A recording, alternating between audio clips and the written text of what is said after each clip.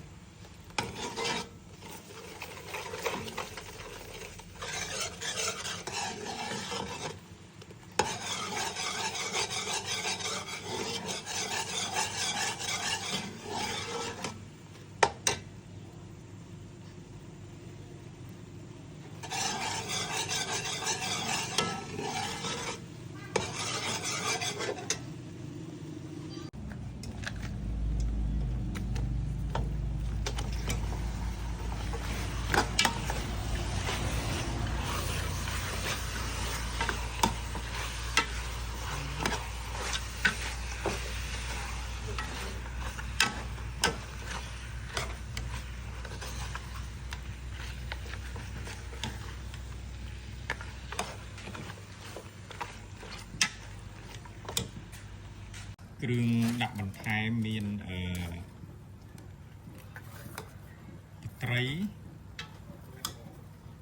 ទឹកត្រីហើយប៊ីចេងហើយនិងម្រេចបាទហ្នឹងហើយសម្រាប់យើងបានកូរស្ករដំបូងហើយយើងកូរស្ករ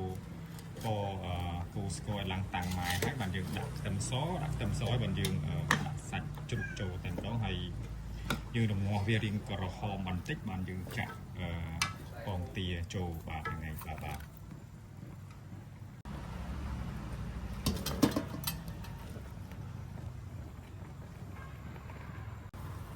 បាទ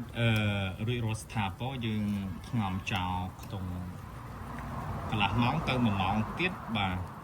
រសជាតិគឺឆ្ងាញ់តែម្ដងបាទហ្នឹងហើយខបាទខ្ញុំខលក្ខណៈបែបខគោកខជាមួយជើងជ្រូកលាយជាមួយនឹងពងទាបាទហ្នឹងហើយបាទរួចរាល់ជាស្ថាពរបាទបន្ទាប់ពីយើងធ្វើការផ្ងំកន្លះម៉ោងក្រោយមកគឺថាមានរសជាតិឆ្ងាញ់បងប្អូនឃើញក៏ស្រក់ទឹកមាត់ដែរបាទអញ្ចឹងមិនឆ្ងាញ់មិនយកលុយបានអញ្ចឹងសម្រាប់អ្នកដែលចង់ធ្វើការទទួលទានអាហារនៅក្រុងភ្នំពេញអាចធ្វើការឆាតសួរផ្ទាល់ឬក៏នៅតាម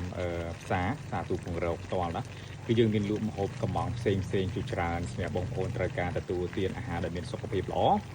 កុំភ្លេចទៅសាខាទូពង្រោទាំងអស់គ្នាហ្នឹងហើយបាទអរគុណច្រើនដែលបានជួយធ្វើការទស្សនាមើលវីដេអូ